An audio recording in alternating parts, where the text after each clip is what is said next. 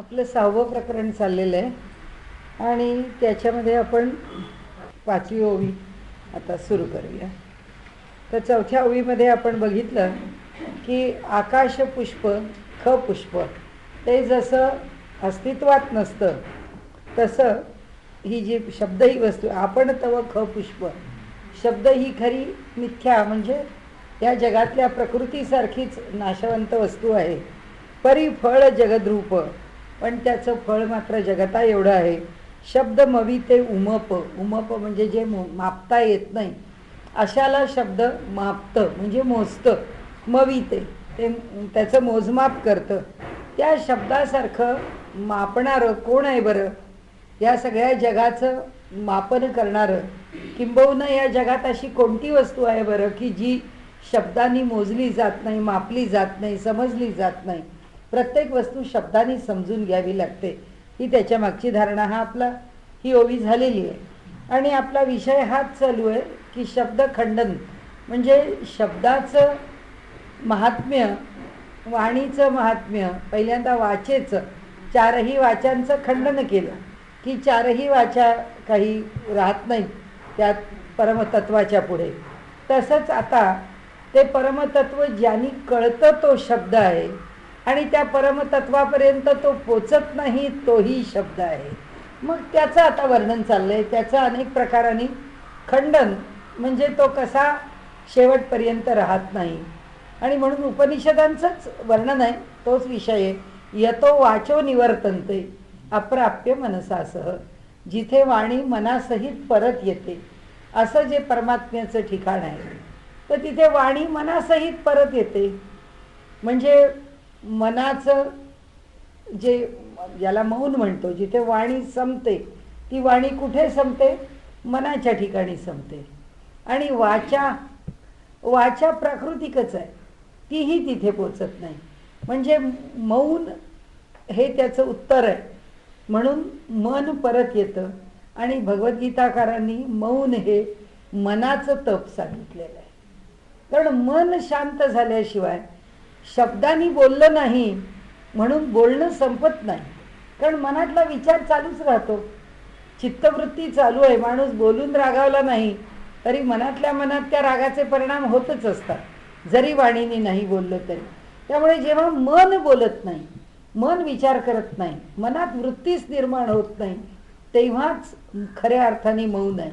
म्हणून तिथे जे पोचत नाही ते मौन म्हणजे वाणी तिथे संपते. आणि वाचा म्हणजे जे प्रत्यक्ष वैखरीने बोललं जातं तो शब्द पण तिथून परत येतो. म्हणजे कोणत्याच रूपामध्ये स्पंदन उरत नाही. तिथे ना वाणीचा प्रकार उरतो, परावाणीमध्ये जर स्फुरण रूपाने राहत असेल तेही राहत नाही. आणि शब्दरूपाने वैखरीतला असेल तेही तिथे पोचत नाही. तर तिथे काहीच पोचत नाही. या प्रकृतीच्या संदर्भामध्ये असणारी प्रत्येक गोष्ट परत येते. त्याच भूमिकेतून हे शब्दाचं खंडन आहे. म्हणाले विधी निषेधाची या वाटा दाविता हाची दिवटा बंध मोक्ष कळीकटा शिष्ट हाची. विधी आणि निषेध आपल्याला माहिती आहे की जे धर्मशास्त्र आहे ते धर्मशास्त्र ज्याला आपण कर्मकांड असं म्हणतो की वेदाची कांड 3 आहेत. एक ज्ञानकांड आहे, एक उपासना कांड आहे आणि एक कर्मकांड आहे. या 3 कांडातून आपल्याला वेद समजून घेता येतो. ज्याच्यामध्ये उपासना कांड आहे त्या ठिकाणी प्रत्यक्ष ब्रह्माची उपासना कशी करावी असा विषय मांडलेला आहे. कर्मकांडामध्ये यज्ञादी कर्म कशी करावी हा विषय मांडलेला आहे. आणि आपण ज्ञानकांड म्हटलं तिथे सगळा ज्ञानाचा, मोक्षाचा आणि मग त्या संदर्भामध्ये असणारा साधन मार्गाचा विषय हा मांडलेला आहे. आता धर्मशास्त्रामध्ये जिथे कर्मकांड पण आहे आणि जिथे उपासना कांड पण आहे की उपासना केली म्हणजे फक्त एक देवाची पूजा यथासांग केली की आम्ही उपासक झालो असं नाही.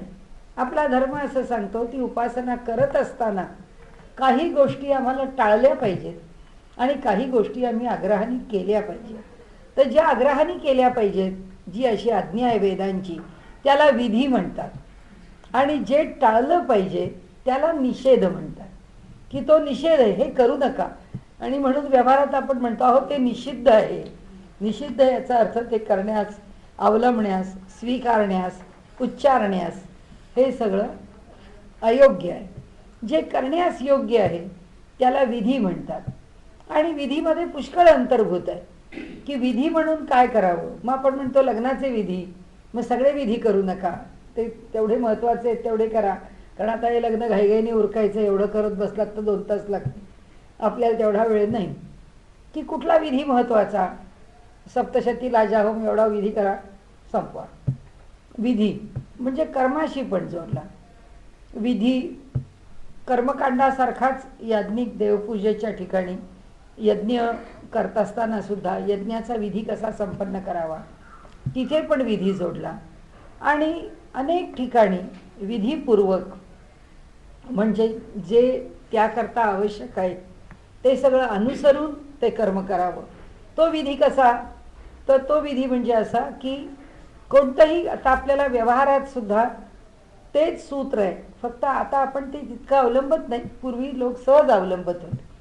काय भूमिका आहे वेदांची की कुठलंही कर्म हे आता मला कर्म करायचंय म्हणून नाही करायचं. सकाळी उठलो अंथरुणावरून चालायला लागलो नाही, जमिनीवर पाय ठेवायच्या आधी तिची पूजा करायची.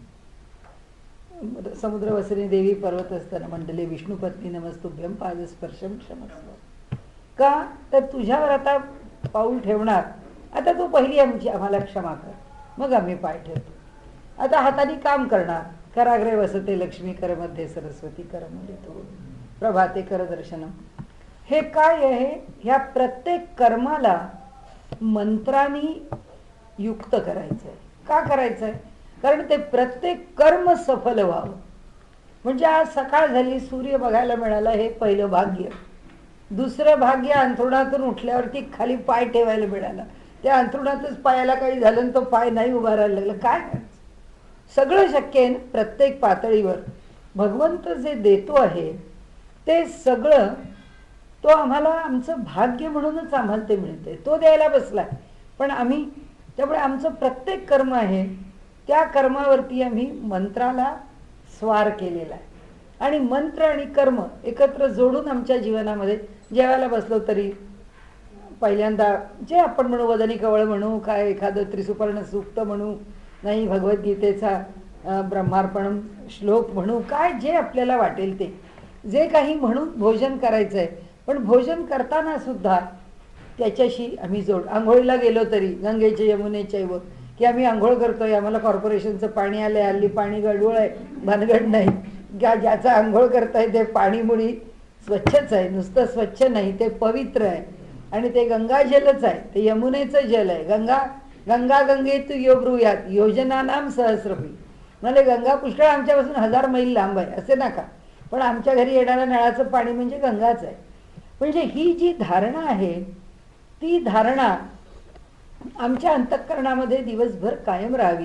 की ज्या धारणेनी शरीर, ज्या धारणेनी मन आणि ज्या धारणेनी आपलं प्रारब्ध पण शुद्ध होतं. आपलं जे प्रारब्ध आहे तेही जे भोगायचं आहे त्या भोगण्याला पुष्कळ सौम्यता प्राप्त होते. कारण प्रत्येक विधी उदरभरण नव्हे जाणीजे यज्ञ कर्म, की आम्ही अन्न नाही आम्हाला पाहिजे म्हणून खात, आमची आवड आहे म्हणून नाही, हे सुद्धा एक यज्ञ कर्म आहे, ते झालं पाहिजे. मग यज्ञ आहे म्हटल्याबरोबर ते वेळेवर जेवलं पाहिजे. वेळेवर जेवायला बसल्यावर घाईघाईने जेवलं, पाणी नाही प्यायलं, बाहेर गेल्यावर पाणी पिऊ, नाही तर आता नुसतीच पोळी भाजी खाऊन नाही, व्यवस्थित जेवा. कारण ते तो यज्ञ आहे, तो असा भराभराच्या राहुती टाकून होणार नाही आहे. म्हणजे प्रत्येक कर्माला कुशल कसं करावं याकरता वेदांनी हा विधी दिला. आणि ते धर्मशास्त्र आहे. धर्मशास्त्र काय आहे, आपण सारखा त्याच व्याख्येने पुढे जातो की धारणात धर्म मिथ्या हो. जो धारण करतो तो धर्म. जेवायला बसलो की आम्हाला पोटाला धारण केलं पाहिजे. म्हणजे आम्ही जोपर्यंत जिवंत आहोत तोपर्यंत आमची पचन संस्था चांगलीच राहिली पाहिजे. जेवायला बसलो, सकाळी उठलो, कामाला लागलो, आमचे हात आणि पाय धड असलेच पाहिजे. जोपर्यंत आम्ही जिवंत आहोत तोपर्यंत आमचं शरीर आरोग्य संपन्न असलंच पाहिजे. देवाची पूजा, आमचा मेंदू, आमचं स्मरण कायम राहिलं पाहिजे. भगवंतानी द्यावं की आयुष्य, कुठे कोणाला नको आहे, हा काही जन्म पुन्हा पुन्हा येणार नाही आहे. पण रडत पडत कोणालाच आयुष्य नको असतं. प्रत्येक मनुष्य म्हणतो की आपल्याला चांगलं आरोग्य संपन्न स्थिरैर अंगैः तुष्टवाम, की सगळं शरीर उत्तम प्रकाराने प्राप्त व्हावं. तर ते उत्तम कसं राहावं याच्याकरता आपल्याला जन्माला येण्यापासून संस्कार दिलेले. जन्माला येण्याच्या आधीपासून त्याच्यावर संस्कार आहेत, ते शेवटपर्यंत आहे. आणि ते कशा करता आहेत आणि शेवटपर्यंत म्हणजे गेल्यानंतर सुद्धा पुन्हा पुढच्या जन्मात मिळावं म्हणूनही संस्कार दिलेच आहे. म्हणजे धर्माने तो जीव जे जे धारण करील त्या स्थितीमध्ये त्याला चांगलंच मिळो याच्याकरताच संस्कार आहेत. आता ते संस्कार टिकले पाहिजे. त्या संस्कारात काही नियम अपवाद येत राहतात, म्हणून काही विधी निषेध द्यावे लागतात. म्हणजे कसा विधी आणि निषेध? आता काय संपन्नता आहे, आता सगळं बाहेर मिळालं, आमचे बंधुराज बसलेलेच आहे, त्यामुळे आम्ही काय गेलो दुकानात की आणलं घरी, आम्हाला काय पक्वान्न बनवावं लागत नाही, त्यामुळे सगळं सोपं झालेलं आहे. म्हणजे बाहेरून आणलं आणि खाल्लं, कष्ट पडले की मग ती वस्तू बनणं अवघड जातं. कारण घरात 10 माणसांना खाण्या इतकी वस्तू बनवायची म्हणजे त्याच्याकरता वेगळे कष्ट केले पाहिजे. आता सगळं आयतं आहे, त्यामुळे ते खाणं सोपं झालं आहे. आमच्याकडे काय विधी निषेध होता? विधी असा की घरामध्ये द्वादशीच्या दिवशी फक्त गोड होईल, ते सुद्धा घरातलं गोड. काय खाणार? साखरांबा खा, नाही तो गुळांबा खा, नाही तो गुळ तूप पोळी खा, संपला विषय. म्हणजे महिन्याकाठी गोड पदार्थ 2दाच खाल्ला जाईल. आणि आता जगभरात लोक म्हणत आहेत की ओबेसिटी हा जगाचा चिंतेचा विषय आहे. का आहे?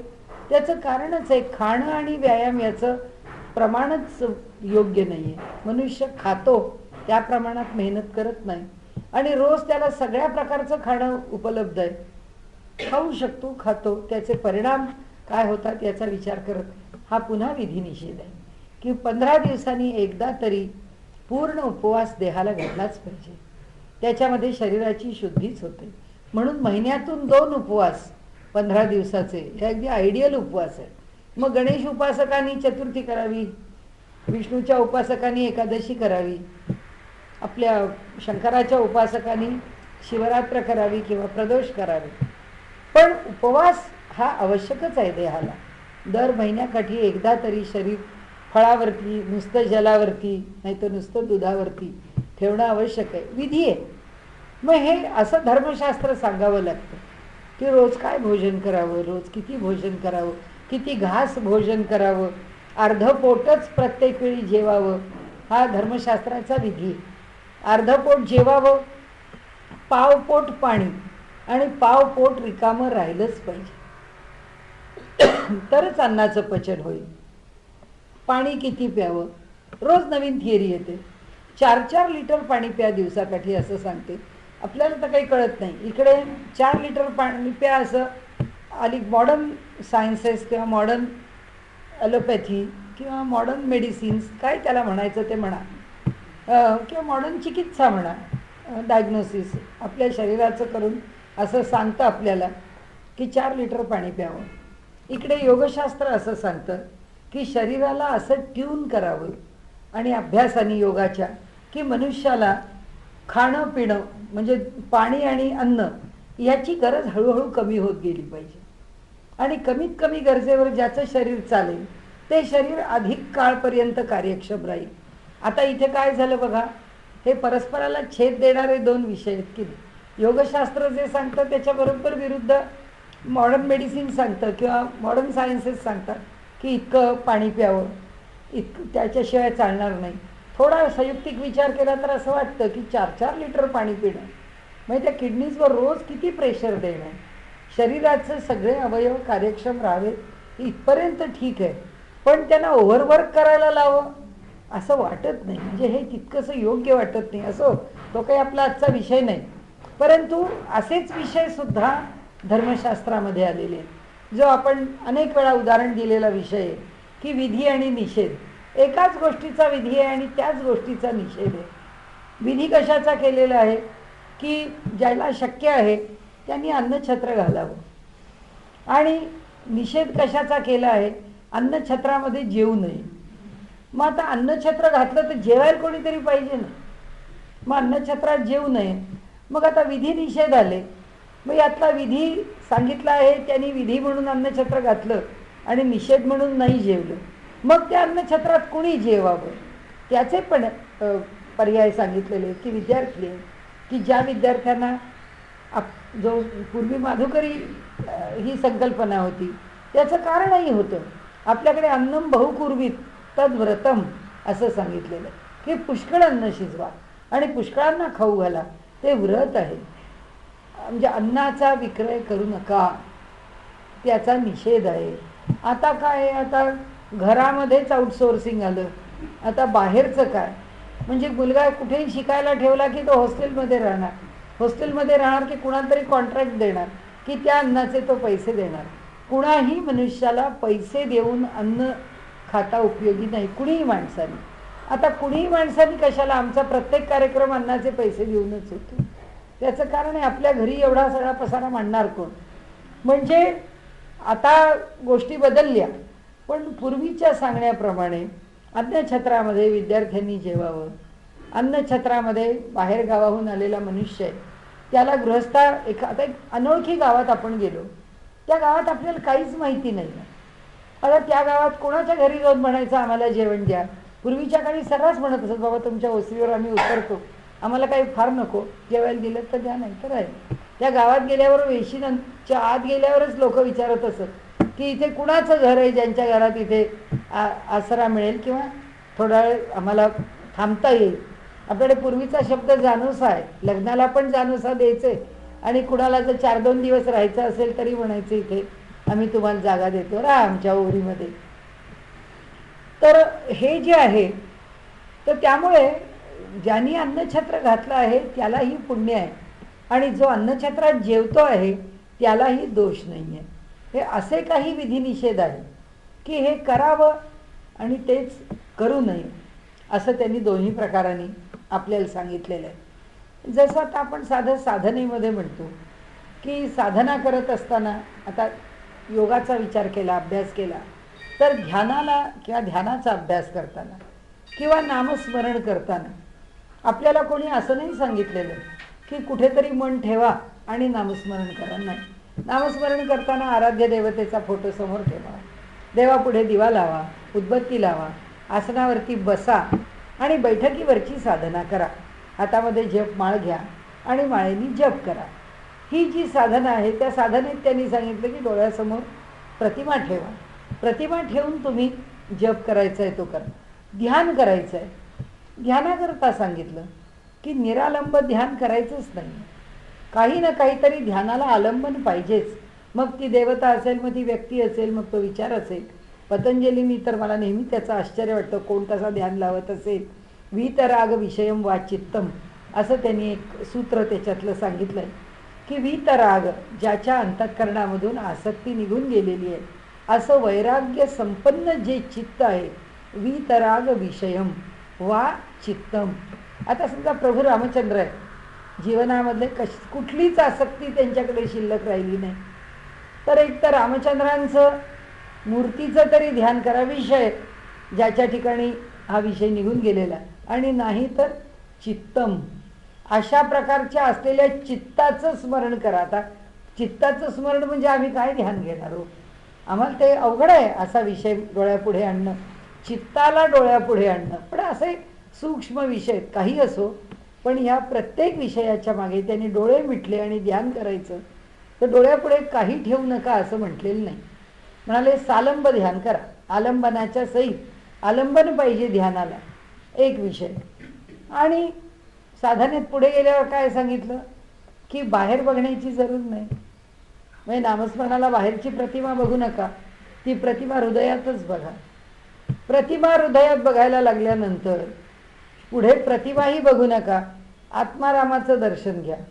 म्हणजे तीही आता इथे एक विधी सांगितला साधनेचा, तोच विधी उडत जातो, तोच विधी बाजूला निघून जातो, तोच विधी शेवटपर्यंत टिकत नाही.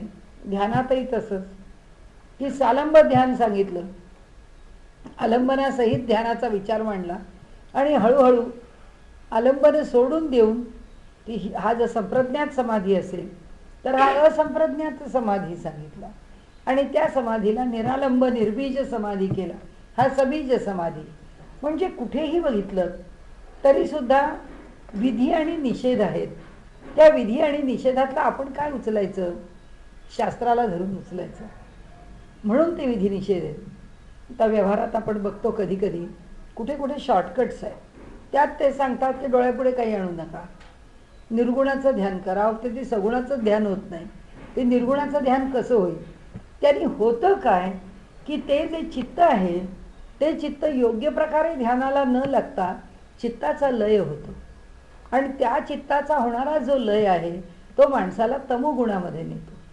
म्हणजे त्या ध्यानाने त्याच्यामध्ये काही चांगले बदल होण्याच्या ऐवजी मेंदूला बधिरता, शरीराला जडता, आलस्य, अनेक त्याच्यामधून गोष्टी उत्पन्न होतात ज्याचा काही उपयोग होत नाही. म्हणून शास्त्राचे विधिनिषेध आमच्या धर्मशास्त्राने मांडलेले आहेत.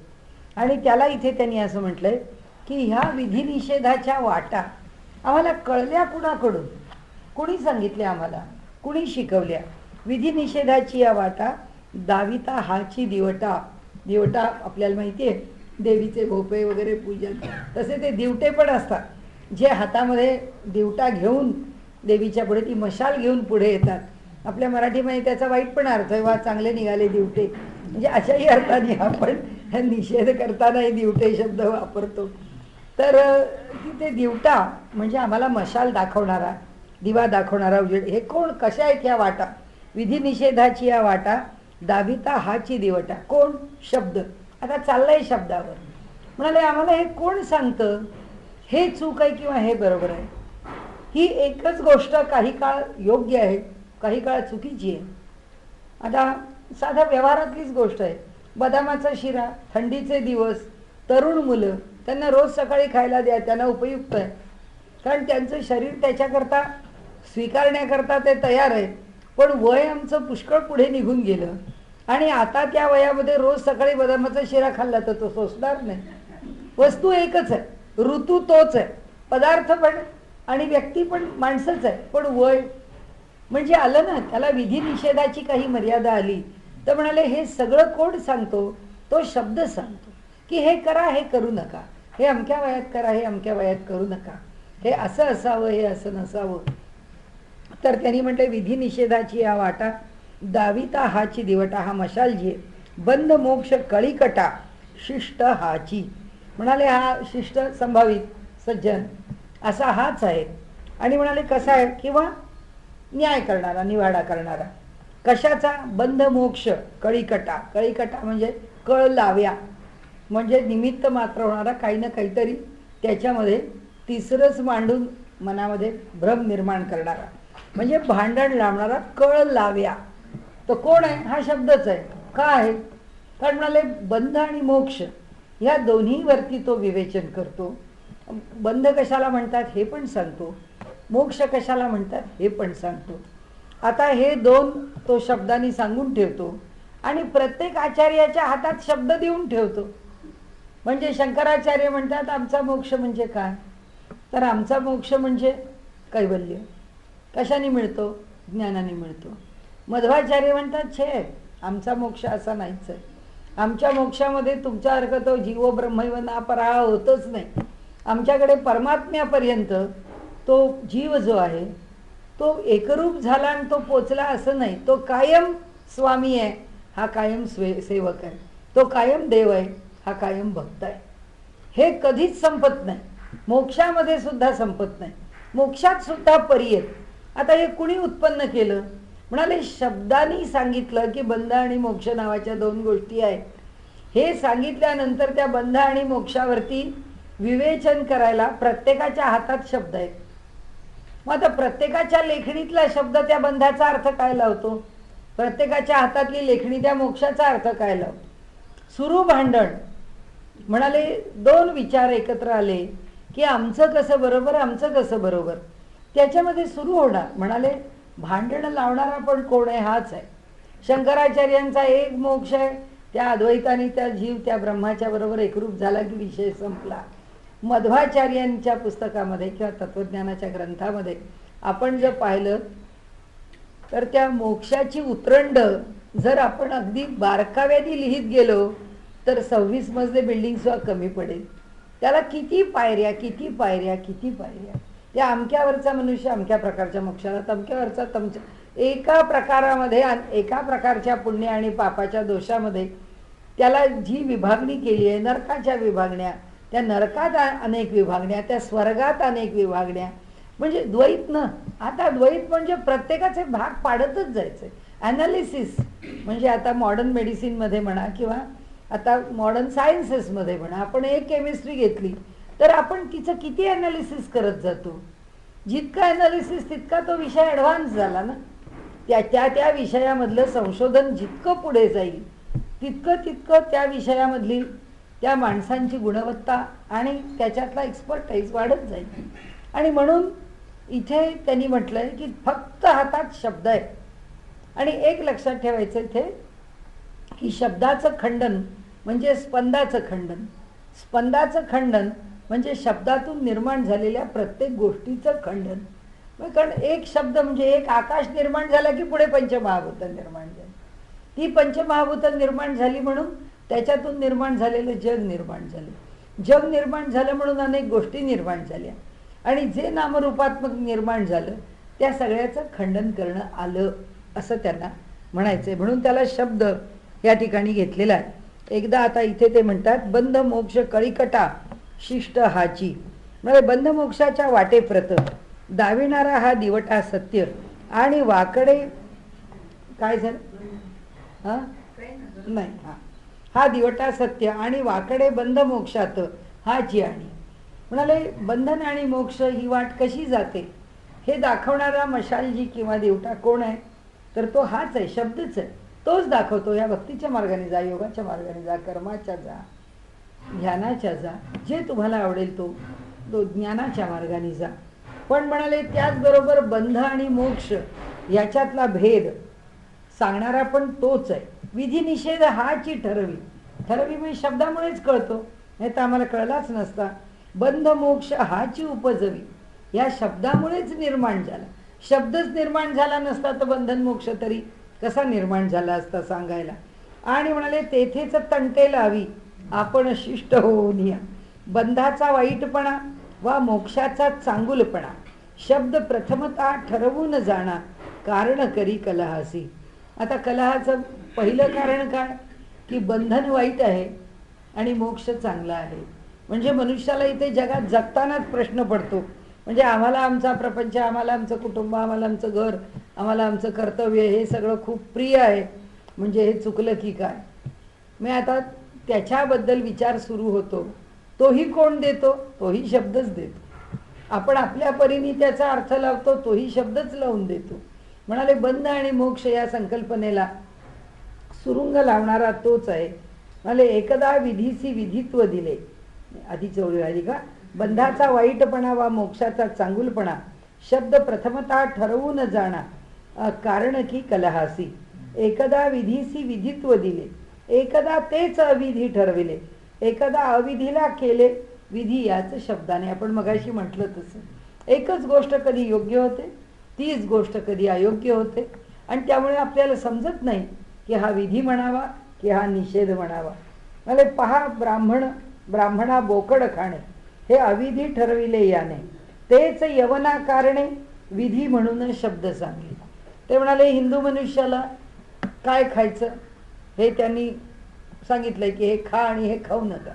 तर यवनाला ते खायला सांगितलेलं आहे. आणि म्हणून आता डुकराचं मांस हिंदू मनुष्य खातो, पण डुकर म्हटलं, सुअर का बच्चा म्हटलं तर मुसलमान माणूस हातात सुरा घेऊनच मारेल, कारण त्याचा देव आहे तो. आणि त्यामुळे त्याला नाव ठेवून चालणार नाही.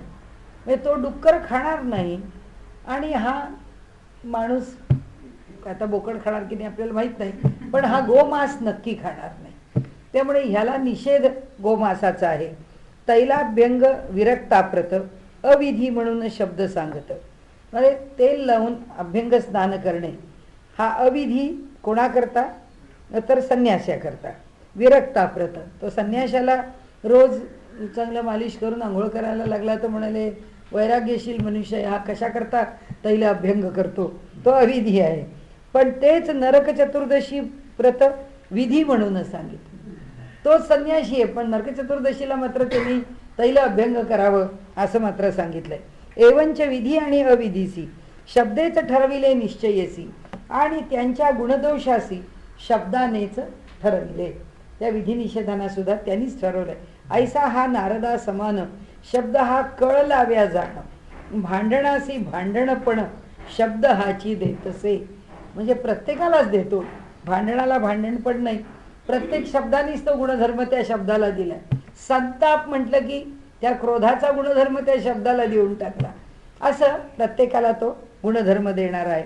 पाहता बऱ्या वाईटासी ते वाईट ना बरे निश्चयसी, परी पृथक पृथकपणे त्यासी शब्द जाणी आविर्भावा. म्हणाले चांगलं वाईट यात काही भेद नाही आहे, पण म्हणाले अडचण एकच आहे की प्रसंग परत्वे त्याच्यामध्ये तो भेद निर्माण होतो. हा अविद्येचा अंगी पडे. म्हणाले हा अविद्येच्या बाजूने अंगी पडे, पक्षपाती होतो, त्याचा कैपक्षी होतो. तई नाथिले ऐसे विरूढे. म्हणाले जे येऊ नये असं व्यवहारामध्ये रूढ करतो. नाथिले जे असत्य आहे, जे रूढ होण्याला योग्य नाही आहे असं. तई नाथिले आथिले असणे, नाथिले नसणे. न लाही जे तीन कवडे साच वस्तू. ज्याची तीन कवडी एवढी सुद्धा किंमत नाही अशी म्हणाले ही जी वस्तू आहे त्या अविद्येला अशा प्रकारे तो शब्द प्रतिष्ठा प्राप्त करून देतो. आता न लाही जे तीन कवडे, पूर्वीच्या काळचं आपल्याला माप माहिती आहे पैशांचं, की सुरुवातीचा विनिमयाची वस्तू काय असेल तर पूर्वी कवड्या होती, की कवडीला माझ्याकडे फुटकी कवडी सुद्धा नाही असं माणसं म्हणत असत. म्हणजे द्यायला काहीच जवळ नाही. आणि प्रत्यक्ष नाणी सुरू व्हायची ती 3 कवड्यांच्या मापात सुरू व्हायची. 3 कवड्या म्हणजे एक भोकाचा पैसा, आणि ते भोकाचे पैसेचा मग एक ढब्बू पैसा. आता प्रत्येक ठिकाणची जी हे होती नाणी ती वेगळी वेगळी होती. तसं माऊलींनी सांगितलंय की तो पहिला सगळ्यात लहान नाणं निर्माण करण्याकरता आवश्यक असणाऱ्या या ज्या 3 कवड्या आहेत त्या सुद्धा 3 कवड्या त्याच्यात इतकी सुद्धा त्याची किंमत नाही. आता तसंच न लाही जे 3 कवडे साच वस्तू.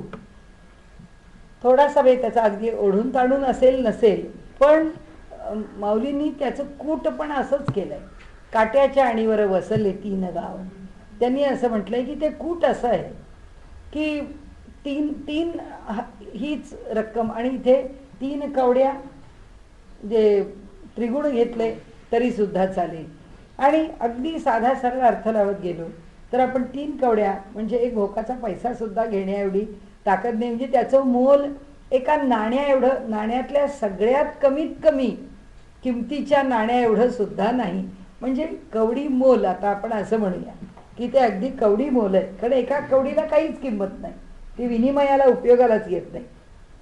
हा शब्द अविद्येचा. न लाही जे 3 कवडे साच वस्तू. म्हणाले हा शब्द अविद्येचा. जेव्हा पक्ष स्वीकारी साचा तई या खोट्या जगाचा बडीजाव माजवित. हा अविद्येचा शब्द म्हणजे अविद्येचा हा शब्द म्हणजे आमची भाषा शब्द आम्ही जे बोलतो ते, त्यांनी जर अविद्येचा स्वीकार केला तर म्हणाले जेव्हा त्याचा पक्ष स्वीकारला तेव्हा या खोट्या जगाचा बडेजाव वाढत जातो. कसा वाढत जातो आम्ही पाहतोय टी व्हीवरती. सगळे अवॉर्ड्स बघा, सगळ्या सिरियल्स बघा, काय आहे हा सगळा अविद्येचाच बडेजाव आहे. हे काहीही टिकणारं नाही. सांगणारे जे निर्माण करणारे आहेत त्याच्यामध्ये जे लिहिणारे लेखक आहेत ते सुद्धा आमचा सोप ऑपेरा म्हणतात त्याला. आणि सोप ऑपेरा म्हणून इतकं म्हणजे आमची अविद्या शब्द सुद्धा बरा, इतका खालचा शब्द त्यांनी वापरला सोप ऑपेरा म्हणजे. तरी सुद्धा मनुष्य ती सिरियलची वेळ चुकवत नाही. नाही तर ते रिपीट प्रोग्राम असेल तेव्हा पाहिल्याशिवाय राहत नाही. तेही शक्य नसेल तर तो रेकॉर्ड करून ठेवल्याशिवाय राहत नाही. म्हणजे मिथ्या मिथ्या मिथ्या आम्ही किती खाली उतरत जाणार, त्या मिथ्यातलं मिथ्यापण आम्ही किती स्वीकारत जाणार. म्हणून ते म्हणतात या शब्दांनी महत्त्व दिलं. म्हणजे आता सगळं लग्नाचा विधी महत्त्वाचा नाही. आता संपन्नता युपीत काय करतात, दक्षिणेत काय करतात, पूर्वेला काय करतात, पश्चिमेला काय करतात, सगळं आमच्याकडे आलं. घोडा पण आला, हत्ती पण आला, मेहंदी पण आली, गाणं पण आलं, आमचे पण विधी आले. अरे हे सगळं कशा करता?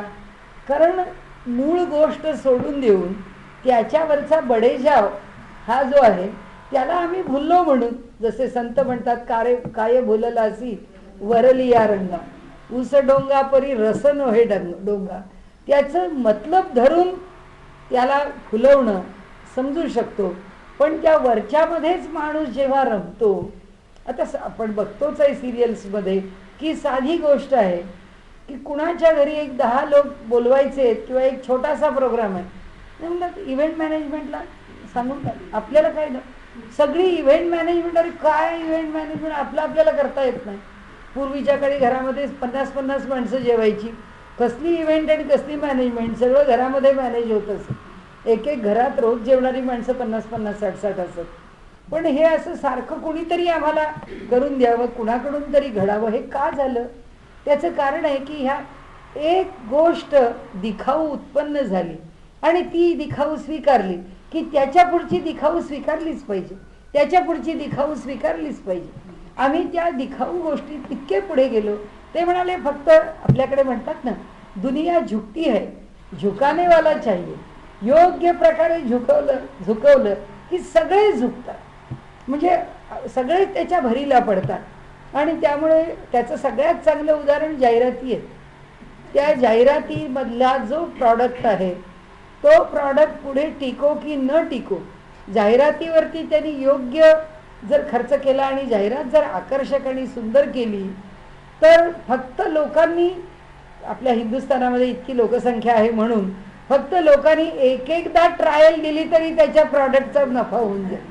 पुन्हा नाही निघाला तो प्रॉडक्ट तरी चालेल, काय करायचं, निघाला का नाही निघाला, त्याचं सगळं भांडवल निघून जाईल त्याच्यामध्ये. इतकी त्याची जाहिरात सुंदर आहे. म्हणजे त्यांना जे म्हणायचं आहे ना की ही जी अविद्या आहे ती अविद्या इतकी फसवी आहे, ती आपल्याला इतकं वरवरचं दाखवणारी आहे की ती मुळापासून दूर नेणारी आहे आणि ते मूळ संपवून टाकणारी आहे, त्या मुळाला झाकून टाकणारी आहे. आजच्या संगीत क्षेत्रात जसं सगळ्याचं फ्युजन आहे आणि सगळ्याचा रिमेक आहे. अरे काहीतरी रिमेक करायला तर मुळात ठेवा. कारण आपल्याकडे असं म्हटलं आहे, आपल्याला बाकी काही कळलं नाही तरी धान्याच्या बीजाच्या बाबतीत कळतं की सगळ्याचं हायब्रिड करायचं. तर हायब्रिड करत करत आम्ही कुठे जाऊ, ते त्याचं हायब्रिडायझेशन करायला तरी आपल्याकडे मुळात त्याचं एक बीज मूळ शिल्लक असावं लागतं. एका मूळ शिल्लक बीजाशिवाय आम्हाला हायब्रिड करता येत नाही. आणि त्यामुळे इथे त्यांनी असं म्हटलंय की हा सगळा अविद्येचा पसारा जेव्हा शब्द इतका वाढवतो, म्हणजे जगभरात आपण पाहिलं आज ज्या पद्धतीचं अमेरिकन लाईफस्टाईल आहे ती लाईफस्टाईल आमच्याकडे यावी असं आम्हाला जे वाटतं की नाही हो, आता भारतात इतके वर्ष तिथे राहिल्यावर राहवत नाही. का राहवत नाही? कारण माणसाचं नैसर्गिक जीवनापासून ती जीवन पद्धती इतकी दूर निघून गेली की आता त्या जीवन पद्धतीचे आम्ही गुलाम झालो. मग आता आम्हाला ही जीवन पद्धती स्वीकारता येत नाही. जसं आम्ही इथे या इलेक्ट्रिसिटीचे गुलाम आहोत. आम्हाला एक 15 दिवस इलेक्ट्रिसिटी नाही म्हणजे आम्ही वेडे होऊन जाऊ, आम्हाला कळायचंच नाही आता काय करायचं, कसं करायचं. कारण इतकं आम्हाला त्या गोष्टीमध्ये आमचं जीवन जोडलं गेलेलं आहे. असंच आहे. त्यांनी असं म्हटलं, त्या अविद्येमध्ये जितके आम्ही गुंतत जाऊ तितके, म्हणाले आम्ही जितके अडकू तितके आम्ही त्या मूळ सत्यापासून दूर जाऊ आणि ते सत्य झाकलेलंच राहील. म्हणून ते म्हणतात, बडीजा व माजवीत म्हणजे ज्या सद्वस्तू ठाई अविद्येला किंमत नाही. पहा 3 कवड्याचीही तिचे माजवी स्तोम बहु. तिचं स्तोम इतकं माजतं की जई अविद्येचे स्तोम माजते तई सद्वस्तूशी सहज येते. जगा माझी हीनत्वते ऐसा पुरुषार्थ शब्दाचा. शब्द काय करतो म्हणाले, त्याचा पराक्रम काय आहे, तर त्यांनी ज्याचं स्तोम माजवलेलं आहे ते त्या ठिकाणी इतकं प्रभावी होतं की ते सद्वस्तूशी सहज येते. जगा माझी हीनत्वते. आणि ह्या सगळ्या विचारांना लोक विचारेनसे होतात. म्हणजे असं आहे, आपण जर सांगितलं देवाला नमस्कार करा, साधे राहा, ती मुलं म्हणतात हे बा ह्या तुमच्या ओल्ड फोक आयडियाज आहे, कशाला आम्हाला सांगता, आम्हाला काही ते मान्य नाही आहे. नाही मान्य होणार, कारण ते ज्या जगाला पाहतायत ते जग त्याच भूलभुलैयामध्ये आहे. आणि म्हणून इथे ते म्हणतात की त्याला हीनत्व येतं. ते सत्य जरी असलं तरी सुद्धा ते स्वीकारलं जाऊ शकत नाही. जगा माझी हीनत्वते ऐसा पुरुषार्थ शब्दाचा. म्हणजे सत्य जो परमात्मा त्याची, म्हणाले जो सत्य परमात्मा आहे त्याची जगी ठ्याठ्या करावी साची. म्हणजे त्याच्याबद्दल कुठल्याही प्रकारे आदर न ठेवणे किंमत कमी तयाची करवी तीन कवड्याहून. आता हे अगदी अस्सल मराठवाडी शब्द आहे बरं का हा. ठ्याठ्या हा जो वापरलाय ना महाराजांनी ते तिकडे बराच काय राहिलेले, म्हणून त्यांनी तो शब्द वापरलाय. त्यांना जे तिथलं काही आवडलंय ना असे काही शब्द उचलून त्यांनी त्यांच्या वाङ्मयात वापरले आणि म्हणून म्हणाले की हा म्हणजे सत्य जो परमात्मा त्याची जगी ठ्याठ्या करावी साची किंमत कमी तयाची करवी तीन कवड्याहून. जगातून ते अगदी दूर करावं, मातीमोल करावं, अगदी निष्प्रभ करावं आणि म्हणतात त्याची किंमत 3 कवड्यांच्या एवढी सुद्धा राहत नाही. म्हणजे शब्द हा वकील साक्षात, आणि नाहीतरी शब्द नसता तर वकील झालाच नसता. कारण न्यायाधीश पण 2 बाजू मांडायच्या कशा? घटना एकच आहे, एक एका बाजूनी म्हणतो, एक एका बाजूनी म्हणतो. हाही म्हणतो माझा अशील आहे, तो निरपराधी आहे, तोही म्हणतो माझा अशील निरपराधी आहे. म्हणजे दोन्ही बाजूनी शब्दाच्या ठिकाणी बोलता येतं का? कारण शब्द त्या परमात्म्यासारखा अलिप्त आहे म्हणून. कारण तो जर त्या शब्दाला तो गुण चिकटला असता तर मग पुन्हा दुसऱ्या प्रकाराने शब्द बोलूच शकला नसता. तसं होत नाही. आम्हाला चिकटतो ना, हो चिकटतो, कारण आम्हाला उपाधी आहे. आमच्या उपाधीला जर एक वाक्य आपण बोललो की असं जर मी सांगितलं हो मी हिमालयात जाऊन आले, आता मी हिमालयात जाऊन आले असं मी सांगितलं म्हणजे ही व्यक्ती असं सांगते की मी हिमालयात जाऊन आले. पुन्हा दुसऱ्या व्यक्तीने विचारलं ही बाई हिमालयाला जाऊन, आम्हाला माहिती आहे या बाई कुठे गेलेल्या नव्हत्या. आता मी गेलेली नव्हते हे त्याला माहिती आहे आणि मी खोटं बोलले हे का सिद्ध होतं? कारण त्याची उपाधी त्या देहाला लागलेली आहे, शब्दाला उपाधी लागलेली नाही आहे. शब्दाने एक विधान केलं की ही कैरी आंबट आहे आणि दुसऱ्याने सांगितलं अहो कैरी कुठली, हा आंबा आहे, हा आंबा गोड आहे. एकच वस्तू आहे, दोन्ही वाक्य उभी राहतात, उभी राहतात. सत्यासत्यतेच्या पातळीवर तुम्ही त्याचा निकाल काही लावा, पण ह्याही वाक्यात दोष नाही, ह्याही वाक्यात दोष नाही. व्याकरणदृष्ट्या फक्त बघायचं आहे की शब्द बरोबर रचना केली आहे की नाही, याच्याशिवाय शब्दाच्या ठिकाणी काहीही चिकटत नाही. आणि जर खरंच शब्दाला असं चिकटलं असतं तर काय आम्ही लोखंड घेतलं असतं, शब्दावरती सोनं लिहिलं असतं, त्या लोखंडाला चिकटवलं असतं. आम्ही शब्द घेतले असते, कागदावर लिहिले असते, आमटीत टाकले असते, आमटी आंबट झाली असती, गोड झाली असती, तिखट काय, एक एक शब्द घ्यायचे आणि फक्त त्याच्यात त्या कागदावर लिहून कागद टाकायचे की संपलं.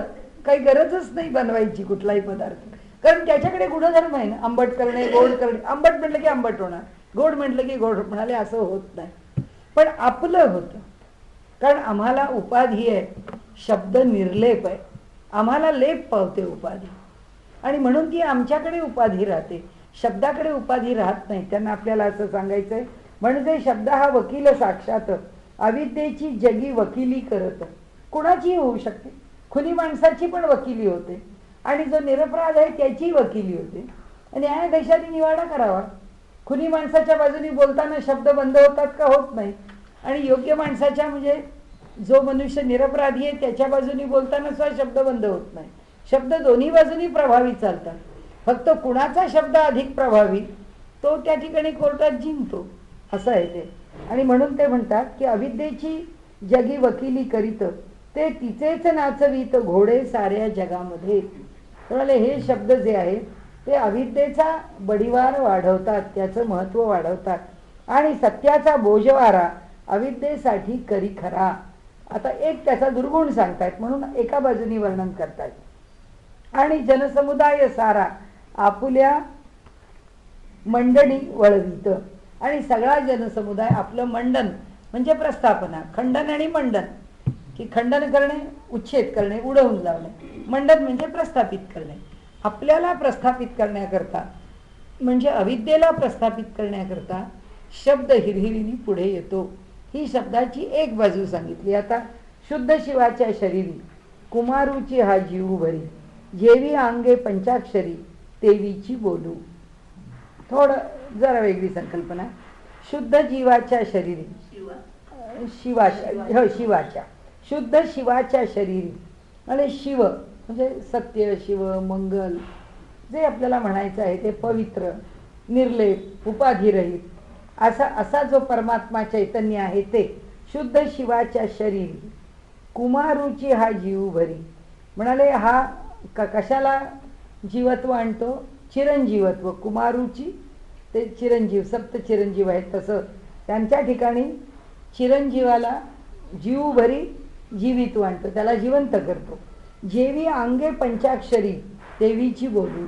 जसा मांत्रिक असतो आणि तो आपल्या कह्यामध्ये त्या समोरच्या माणसाला घेतो आणि त्याच्या अंगावर काय अक्षता टाकतो, नाही तर काहीतरी मंत्र म्हणून हात फिरवतो आणि ते झालं की तो त्याला वश होतो.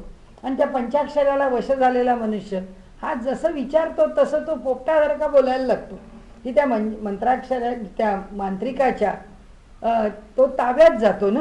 तर तसा हा जो पंचाक्षरी आहे, शब्द हा पंचाक्षरी, अक्षता सद्वस्तूवरी आणि टाकून पिशाच्या परी बोलवीत असे. म्हणाले खरी सत्यवस्तू आहे, पण त्या सत्यवस्तूवरती हा मांत्रिक आपलं अधिकार जमवतो आणि त्या ठिकाणी त्याला पिशाच्यासारखा, म्हणजे सत्यवस्तू असून सुद्धा भ्रामकपणाने त्याला बोलायला लावतो. म्हणजे मानवा कारण तो पिशाच्य नसोन पंचाक्षरी पिशाच्यपण अर्पितसे. म्हणजे ज्या मांत्रिकांनी ज्या माणसावर अक्षता टाकले आणि त्याला बोलायला लावलंय, तो माणूस आहे, तो काही पिशाच्य नाही आहे. पण ह्या मांत्रिकांनी मात्र त्याला पिशाच्यासारखं बोलायला लावलंय. मग तो आतला म्हणतो मी असा आहे, मी तसा आहे, मला अमुक पाहिजे, मला हे द्या ते द्या, मग मी जाईन, मग मी सोडणार नाही, हे माझं झाड आहे, काय वाटेल ते तो बोलायला लागतो. तर म्हणाले ते जसं पिशाच्य म्हणून बोलायला लावतात, मग त्या मानवपणाचा समूळ विसर पडून साचा पिशाच्याच्या चेष्टेचा स्वीकार करी मानवतो. तो त्या पिशाच्यासारखं बोलायला लागतो. पिशाच्य नसून पिशाच्य होई, भलभल ते बके पाही. बके म्हणजे बोलतो. तैसेच येथे होई या शब्दाच्या योगाने. अरे काय वाटेल ते म्हणाले माणूस बोलायला लागतो. त्याला आता शब्द दिलेत.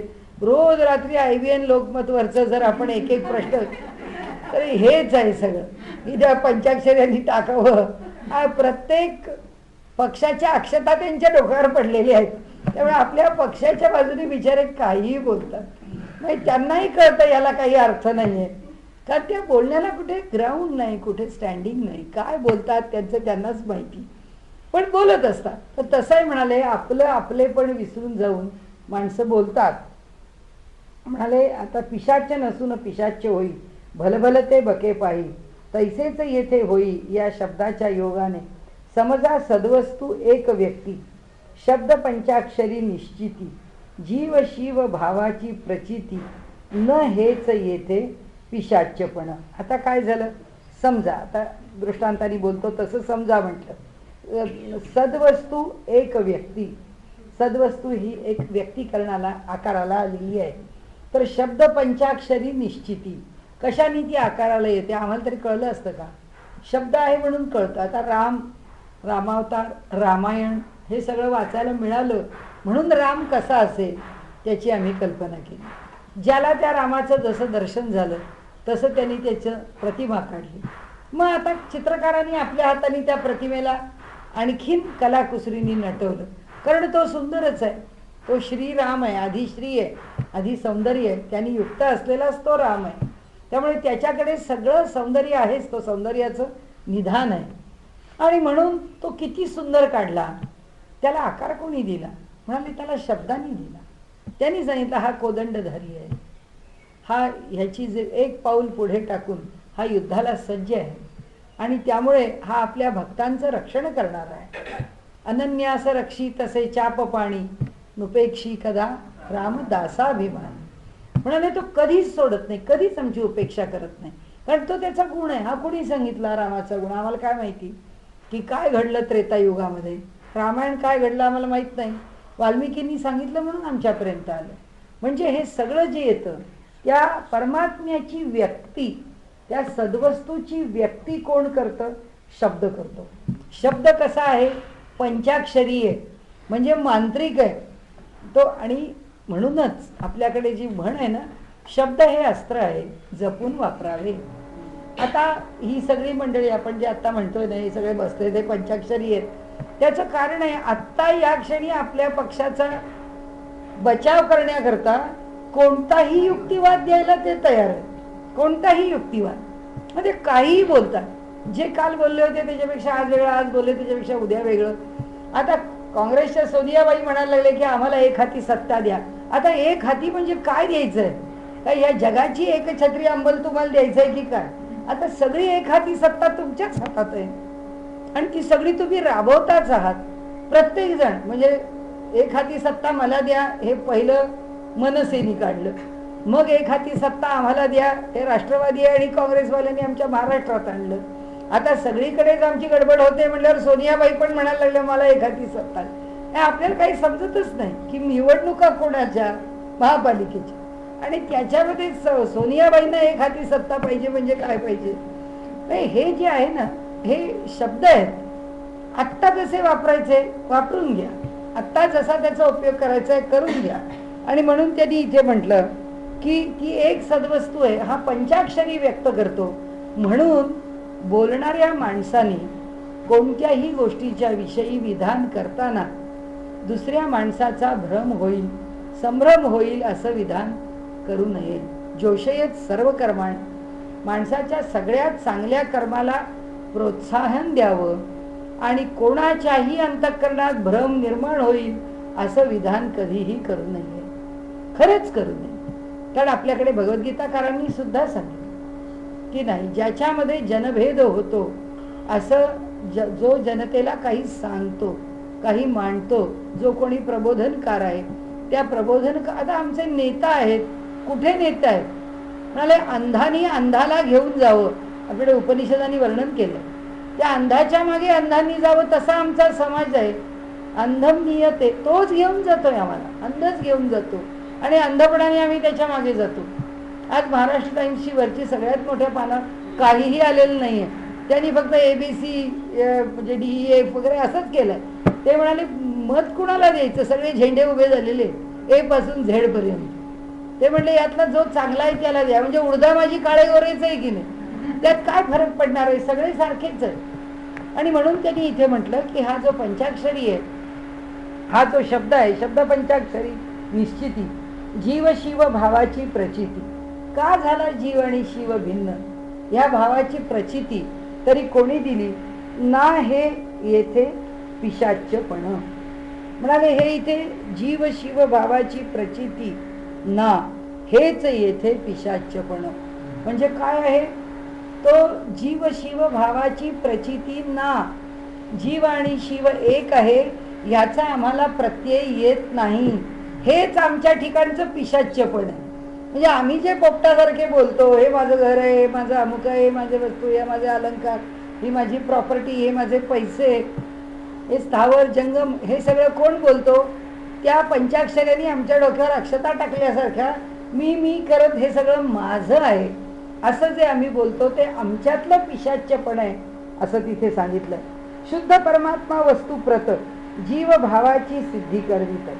आता जी शुद्ध परमात्मा वस्तू आहे तिच्या ठिकाणी जीव भावाची सिद्धी करवित आणि बोलावया लावित मी सुखी दुःखी इत्यादी. त्या सच्चित आनंद अशा माझ्या रूपाला मी हा जीव आहे म्हणतो आणि हा जीव म्हणून हा सुखी हा दुःखी आहे करत राहतो. आणि म्हणाले हे कुणी केलं तर जैवी अंगे पंचाक्षरी तेवीची बोलू. तर जसा एखाद्या पंचाक्षऱ्याने, म्हणजे आत्ता आमच्या पुरती पंचाक्षरी ती आमची मूळची अविद्या आहे, त्या अविद्येने आमच्या डोक्यावर हात ठेवला, तिने हात ठेवल्यावर आम्ही पोपटासारखे बोलायला लागलेलो आहे, माझं घर आहे, माझं आहे, माझं, असं थोडक्यात तो विषय. जीव देहे बांधला तो बोले एके सुटला, आत्मा बोले भेटला आपण या. म्हणाले जी परमात्मा वस्तू आहे ती जीव होऊन देहाला बांधली गेली आणि देह संबंधामुळे काय झाली म्हणाली, तो बोले एके सुटला. म्हणाले कशामुळे तो दूर होईल, दोन्ही अर्थाने. एक अर्थ घेतला की तो बोले एके सुटला, तो एकच एक बोलत सुटला असा पण अर्थ घेता येईल. आणि दुसरा एके बोले, वेदांनी एक गोष्ट सांगितली किंवा आम्हाला एक तत्वज्ञान कळलं आणि तो त्या जीवदेह संबंधापासून सुटला. दोन्ही अर्थ घ्यायला अडचण नाहीये इथे शब्दांची. जीव देहे बांधला तो बोले एके सुटला, आत्मा बोले भेटला आपण या. म्हणाले परमात्मा वस्तू जी सिद्ध ती जीव होऊनी झाली बद्ध, देह संबंधामुळे प्रसिद्ध असे हे आहे. हे म्हणाले देहामुळे ती परमात्मा वस्तू बंधनात आली. ती श्रुतिवाक्य महाशब्दाने येईल मुक्त दशे कारण. म्हणाले आम्हाला श्रुतीने जे सांगितलं म्हणजे एक वाक्य की तिचा जो उपदेश झाला तो. कारण आता ही भूमिका कशी आहे की सगळे आम्ही साधनेनी तयार झाल्यावरती आम्हाला एकच वाक्य ऐकायला मिळाले की पुरे. शंकराचार्यांची धारणा अशी, तत्वमसी एवढा एक उपदेश केला की झालं. आता ते आपल्याला होत नाही, पण आपल्याकडे ती परंपरा चालू आहे. काय आहे, ज्याला ब्रह्मज्ञान झालेलं आहे असा जो सत्पुरुष आहे त्याला आपण गुरु म्हणतो. आणि त्या गुरुनी आपल्या कानात एकच वाक्य म्हणजे एकच मंत्र सांगायचा असतो. आपण तो मंत्र घेऊन जन्म 100 घेतो, आम्ही कुठे मुक्त होतो.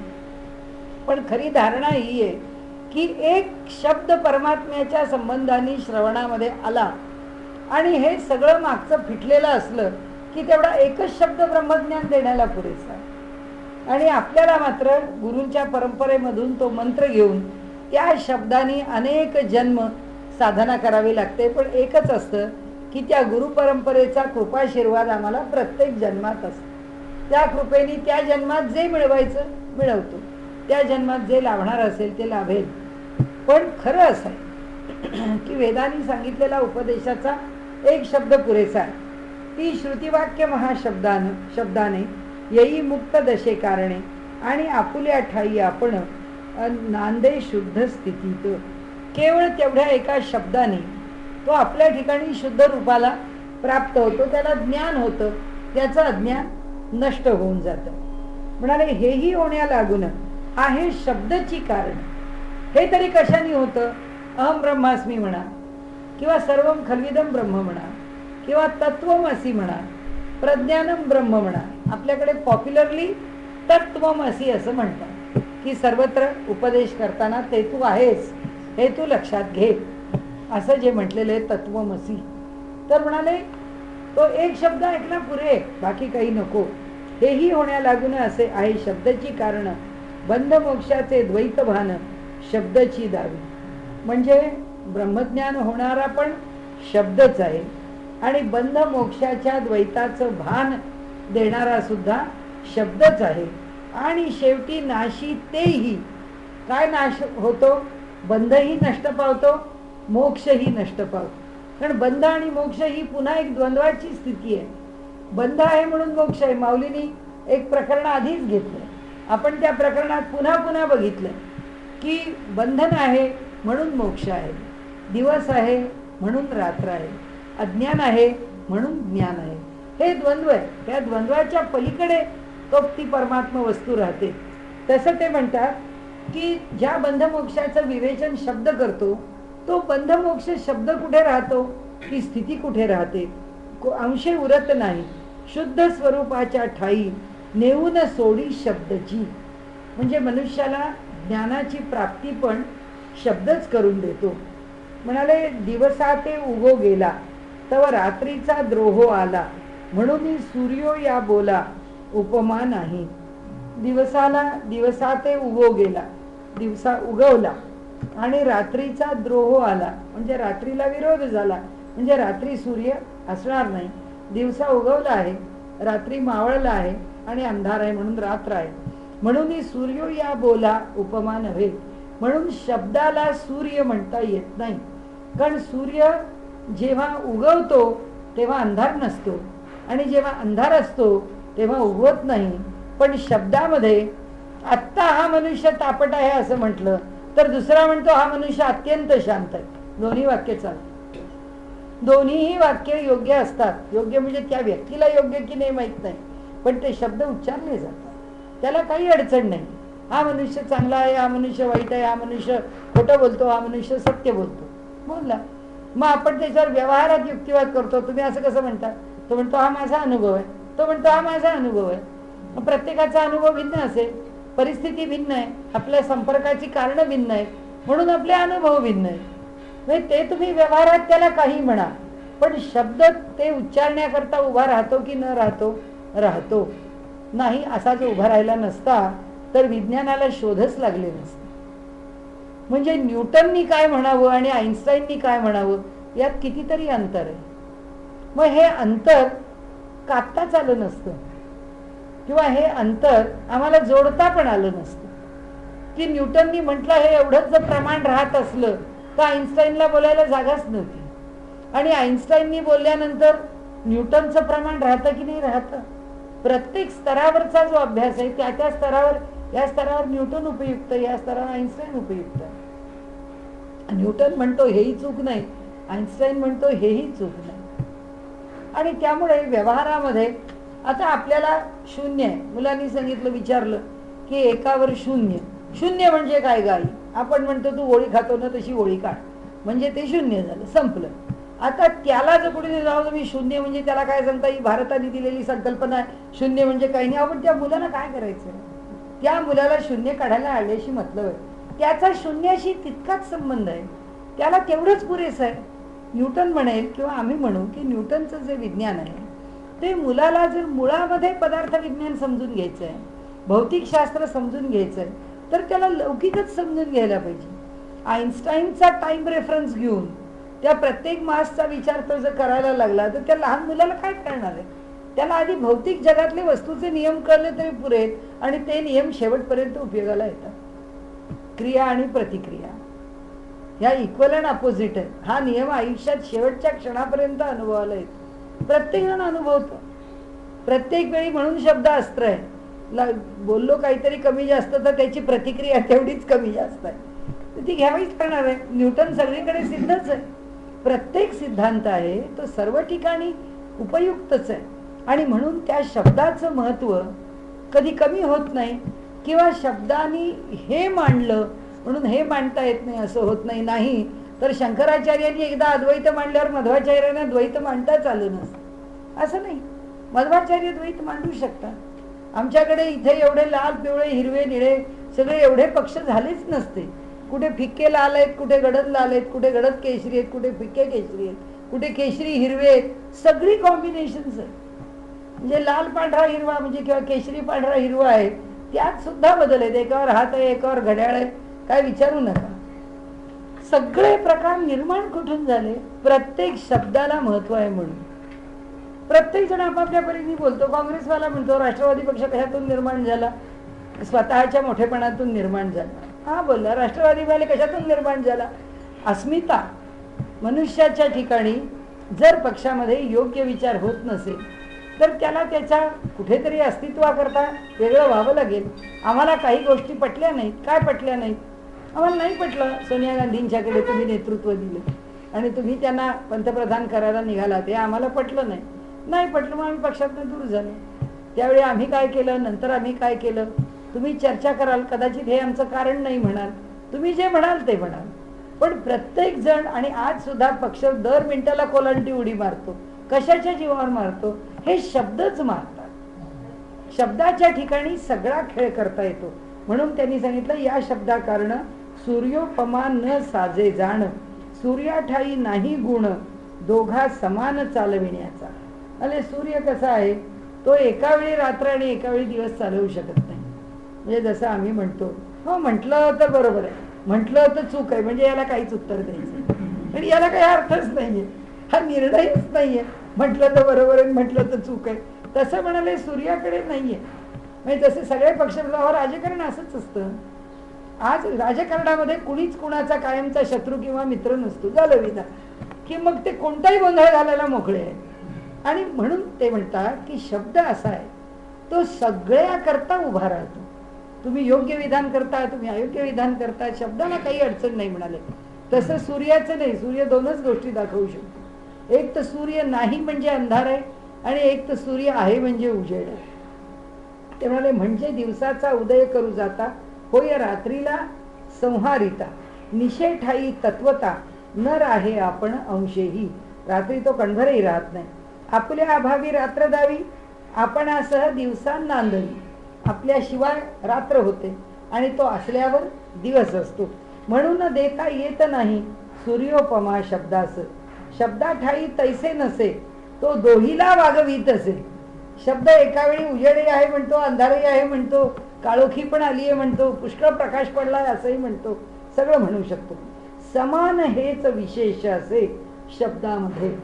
तो सगळ्यांना समान आहे. जसा परमात्मा आहे ना, मगाशी जसं त्यांनी म्हटलं की शब्द अलिप्त आहे आणि दुसरा शब्द हा निर्विशेष आहे.